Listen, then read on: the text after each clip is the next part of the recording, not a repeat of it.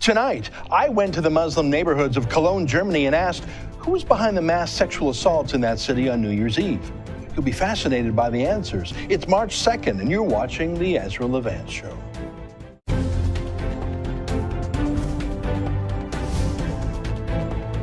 Why should others go to jail when you're the biggest carbon consumer I know? There's 8,500 customers here, and you won't give them an answer. You come here once a year with a sign, and you feel morally superior. The only thing I have to say to the government about why I publish it is because it's my bloody right to do so.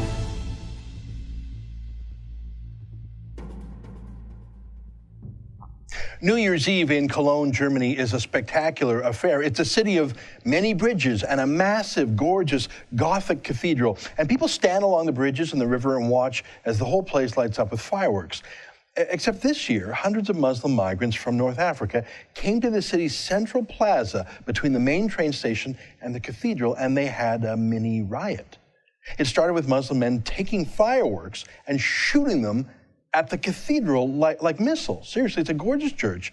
It survived 2 world wars, the plague, empires rising and falling, and here are Muslim migrants shooting fireworks at the cathedral. But that was just the warm-up. They shot into the crowd too, and then as the night wore on, things turned darker. Packs of young Muslim men swarmed German women and hit them and groped them and stole their purses and sexually assaulted them and even raped some of them. It went on for hours. At least 500 or 600 Muslim men and more than 1,000 German women filed victims reports with police. But the whole thing was covered up for 4 days. Despite the all-night riot, the police department put out a press release the next morning claiming the evening was uneventful and, quote, relaxed. Not one German media outlet reported on the news, though all of them were surely aware of it. It was only when cell phone videos and personal testimonies on social media became too numerous and too loud to ignore did the story break, and only over the objection of the media and the police chief and the politicians. Just think about that censorship for a minute. Well, we went to Cologne, and we interviewed a doorman who was working in a hotel right across from the main riot all night, fighting back against the Muslim rioters, including a pack of 4 would-be rapists who were cornering women right outside his hotel. And I told him, just go away, and he just don't listen to me. And he told me, this is our wife. Our wife, did you say? Our wife, yes. These 4 men were calling these 2 German girls. The leader of them. Was calling these German women his wife. Yes, this is our wife. You know, in this. Our gang. wife. That's yeah. crazy. Yeah, and I said, and I just asked the girls, what happened? You got some stress with your boyfriend? No, we don't know them. We'll have the whole interview with that doorman on another episode soon. But what about the Muslim men in Cologne? 2 months have passed. What was once a shameful secret that police and the press and politicians tried to keep has exploded into a shocking international news story. The whole world is talking about it, and it marked, I think, a turning point in Europe where ordinary Europeans realized that there is a very real loss of freedom and security from mass Muslim migration. And it's not just the risk of catastrophic terrorism, but that's the very real and relentless erosion of women's rights and public safety. I think it's a turning point. So we went to Cologne. We talked to people downtown like Ivan the doorman, but we went outside the city center to the east side of the Rhine, to the neighborhood of Kupstrasse. It's right in the city, but like Rosengård in the city of Malmö, Sweden, Kupstrasse is a street in an all-Muslim neighborhood. It's an older neighborhood, unlike so many of the migrants in Malmö. Many of the Muslims we met in Cologne had migrated years, even decades earlier. Many were Turks who had been brought into Germany as cheap migrant laborers to work in German factories. I'm sure it saved German industrialists a few percentage points in labor costs, but the social costs, well, that's what economists would call a negative externality. Let someone else pay for that. Now, we parked on Kupstrasse across from a Christian cemetery that looked centuries old. It was surrounded by high fences. It looked abandoned. Who knows? Maybe someone still visited it from time to time, but it was a Christian cemetery surrounded by an all-Muslim neighborhood, vibrating with young people. It was the perfect metaphor for demographically dying Germany being deluged by young, fertile Muslim migrants. I saw no vandalism of the Christian cemetery. It's not like the Muslims there had an overt hatred for the infidels they were expressing. Not at all. The opposite. I don't think most of them cared. Time and demography are on their side. No need to conquer a church if it's empty. Just buy it and turn it into a mosque. There were so many little street mosques in the neighborhood, almost one on every block. You could go through a doorway and into an inner courtyard and a private place where anyone could see anyone else coming and going. Little mosques where everyone knows everyone, so no chance for someone to sneak in like a reporter or a police informant. The moment we walked in, every eye around was on us. As I showed you yesterday, that can be very dangerous. Last week in Sweden, the Australian version of 60 Minutes was doing just what we were doing, and they were brutally attacked, hit, had things thrown at them, they were driven over. I don't know if they were doing something particularly provocative or if they just encountered someone really aggressive or what. Same thing with Jude Law at a migrant camp in France. His handlers were physically assaulted. Now, we had a security guard with us, and we were very gentle. If people didn't want to talk to me, I didn't press them. And in fact, no religious Muslims anywhere in Europe agreed to speak with us. They rushed right past us, brushing us away if we asked them questions. I was really the most interested in young people, the latest migrants, the most aggressive, not only ideologically, but in terms of their personal vigor. But I started off by talking to the first man I could find because, as usual, the women we met just didn't want to talk to us. So we spoke to this man, a guest worker, a Gastarbeiter, who's been in Germany since 1972, 44 years now. He came to work for Ford, he said. He's retired now. 44 years he's been in Germany, but his German was so weak, he and our German interpreter had problems understanding each other because he lives in a Muslim enclave and speaks Turkish every day. Why bother learning anything more than what you need to get by at the factory? Is he a German? Sure, but he's really a Turk. 44 years in Germany has assimilated him a bit. I asked him about gay rights and women's rights. He said gays are not normal, but he wouldn't go so far as to apply Sharia law to them. Ja, Kopftuch ist normal, aber die homosexuell ist, ich denke, das ist nicht normal. Die Mann ist Mann, Frau ist Frau. Ich bin Türke, ja. Türkei auch, genau wie hier. Ja. Demokratie, keine Scharia. Ja. Aber wenn zum Beispiel hier die christliche Feiertag hier ist frei, ja. Die Türkei muslimische Feiertag ist frei, nur die andere alle gleiche. I asked him who did the New Year's Eve sexual assaults, and unlike other Muslim men we would soon meet, he didn't try to pretend they weren't Muslims. They were North Africans, he said, Arab Muslims, not Turkish Muslims in Germany like him. Wie heißt das? Das ist nicht normal, die Unverschenk. Das ist unverschickt, ja. Das ist nicht normal. Who did that? Television gehört und so. Ja. Television hat, Tagesschau hat, ich habe gehört, dann von die südafrikanische, ja. So gesagt. Aber nicht Turkish. Nee. North African. Nein. He wasn't a liberal by Western standards, but he is a liberal by Muslim standards, I think. 44 years in Germany, other than his hat and his beard, he's dressed fairly German. He's hanging out at a mosque, but he's not a firebrand. He still hasn't mastered the German language. His kids probably do. That's your best case scenario for European integration right there. A man who came to work, not for welfare. A man who sort of learned the language, who goes to mosque every day, but isn't looking to convert the world. That is your best case scenario after 44 years. Now, it started to rain, so we walked under a little overpass. I talked to another Turk, this one, 45 years in Germany. I asked him if it's easy to be a Muslim in Germany, and he said, yes, it was. Of course it is. He actually called Germany his homeland. I thought that was promising. Als Deutsch ganz gut eine das Stadt, eine oder was Heimat. Ich bin das ganz alles Deutsche, ich liebe das. Keine Probleme. Ich denke, das ist meine Heimat. So, ja. I asked him how many refugees from this current wave Germany can absorb. Is it unlimited? He said he had no idea. It wasn't his problem, it was Germany's problem. Das ist nicht mein Problem. Ich weiß nicht, das ist für Deutschland, was das, wie heißt das, die weisen. Das ist für herkommen, das ist wie Deutschland-Problem. Das ist das Problem. Nicht meine Probleme, das. Ne? Und das Deutschland wissen. Und Deutschland, ich glaube, Deutschland ist gute Stadt, ist gute Menschen. Dafür Menschen helfen das, immer helfen. Ja, immer helfen das. Again, he's an old Turk. His German was rough, but what does he care about Germany's problems? He's done working. He's on a pension. Let the Germans figure this one out. He's not worried about Germany's culture being lost. He never really adopted the German culture himself. Well, I didn't need to talk to 65-year-old Turkish guest workers anymore. I wanted to talk to new migrants, young men. So I went to this bar, or at least outside it. I didn't want to go inside in a dark, crowded room. I'd stay outside, thank you. There was a picture of a cocktail glass on the window of the bar. I don't know if they actually had liquor inside, so I don't know if it was Sharia compliant. But these two Muslim men were enjoying the West a little bit. Here, listen, these are Muslims from Bulgaria who recently came to Germany to find work. One of them found work at IKEA. The other, no work yet, but enough money to go to the bar. Where do you work? Where? Wagenschieben. Ja, in Ikea. Ikea? Ja. Ich bin momentan arbeitslos.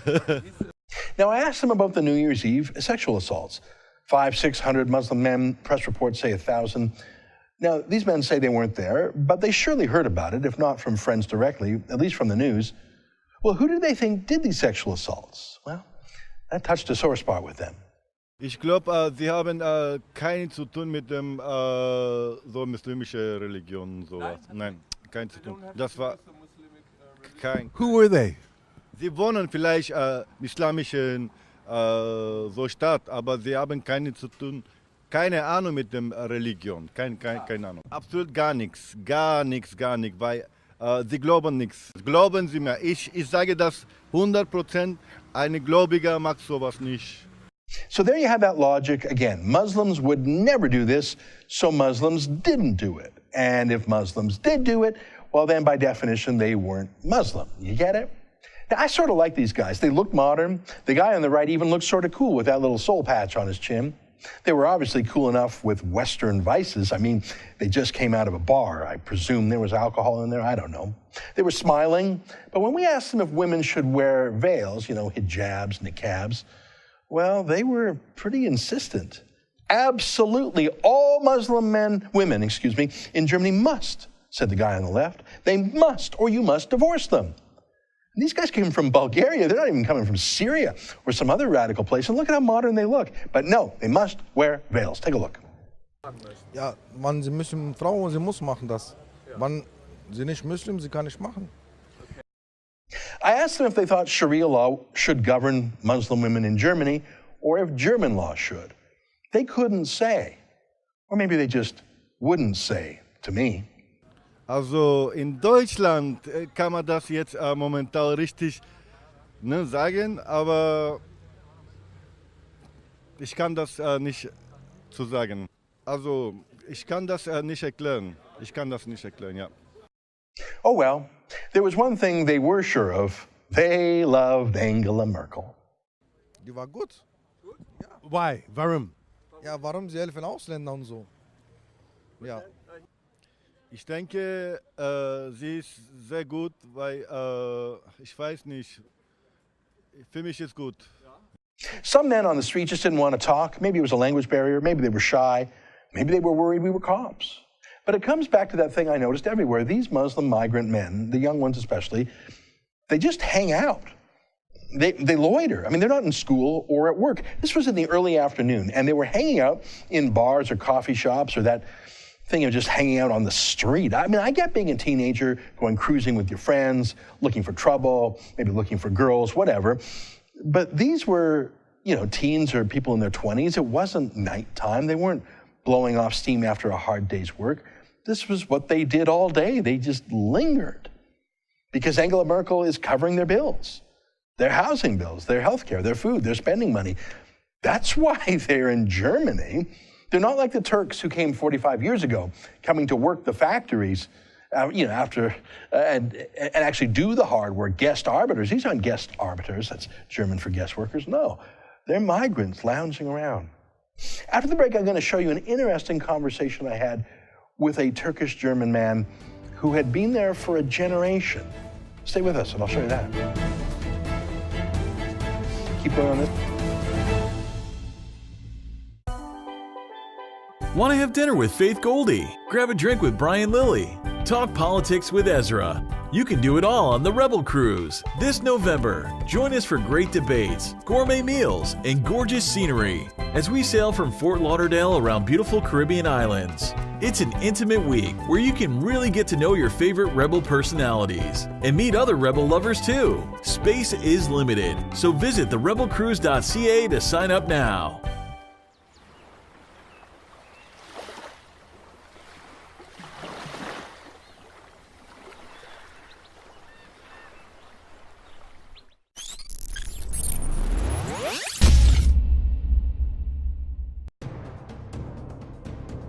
I love Alberta. I've lived here my whole life and I'm proud of it. I'm proud of our free market, pro-business, low-tax, do-it-yourself attitude. And now, I'm watching my province get destroyed. We've all had hints of the NDP's radical views in the past, but no one actually thought they'd ever run this province. Not even them. And now they are. And the worst is yet to come. I give my sad forecast for Alberta in my new ebook, The Destroyers, Rachel Notley and the NDP's War on Alberta.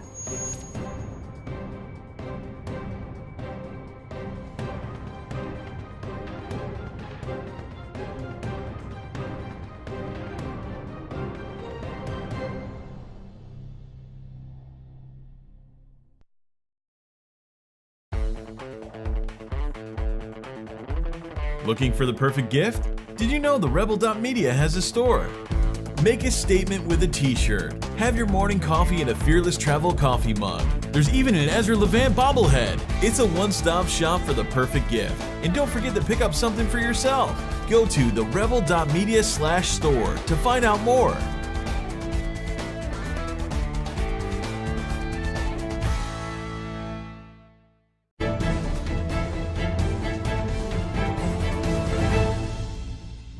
Welcome back. So I met this fellow, a Turkish German, who was born in Germany. He looked like he was in his 30s. You could tell he was more integrated. He said he went to university. He was hopeful about the future. He reminded me that Turkey itself had been a place of secular reform and integration for decades. Until recently, I thought he was thoughtful and hopeful, but I also know that he is an anomaly. He knows German. He works. He believes in secularism. For him, and the women in his family too.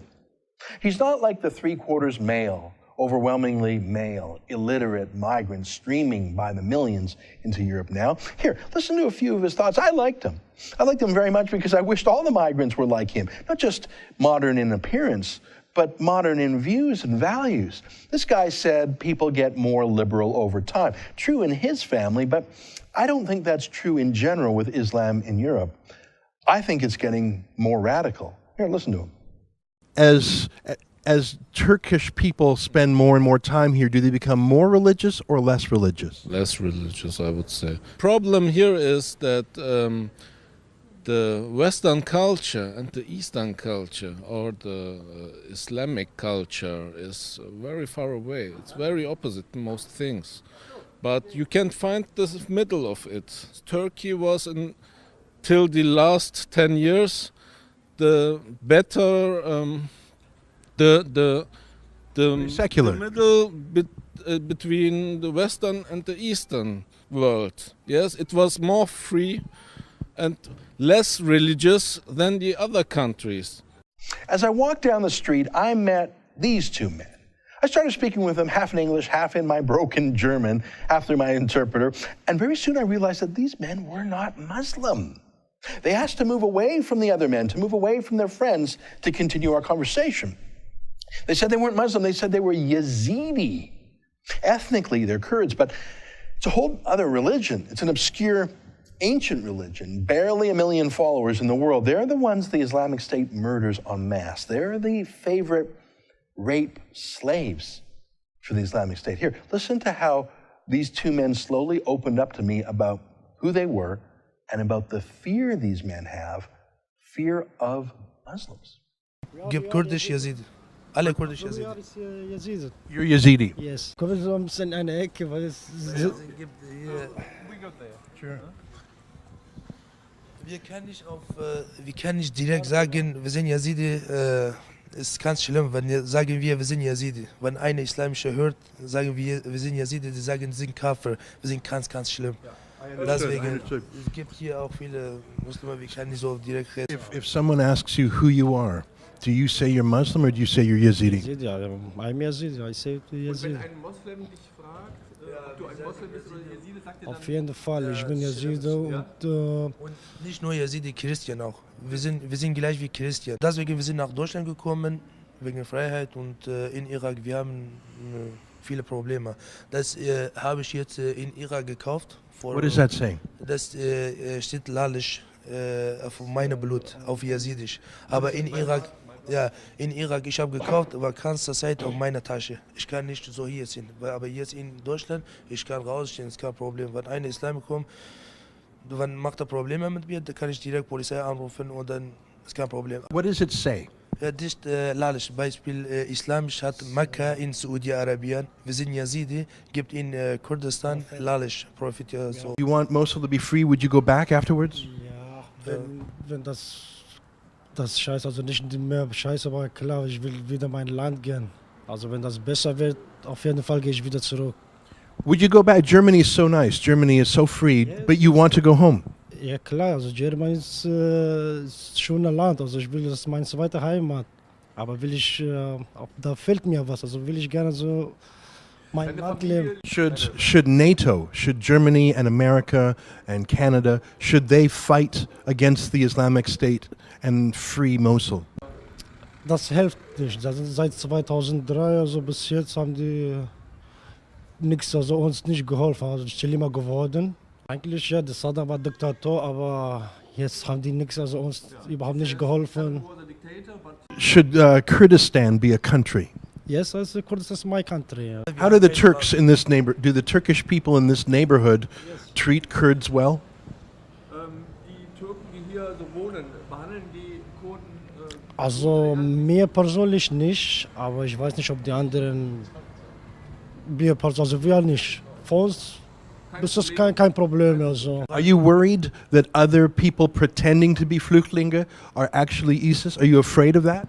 Die meinen? Habt ihr Angst davor, dass es viele Leute hier hinkommen, die sich als normale Moslems ausgeben, aber eigentlich hier vielleicht Anschläge oder sowas machen? Ja klar, also seit die Flüchtlinge hier reingekommen, also sind ein bisschen schlimmer geworden, weil die kapieren nichts. What should the West do? We want to help Yazidis, we want to help Kurds, we want to help Christians, and we want to help Muslims who are liberal.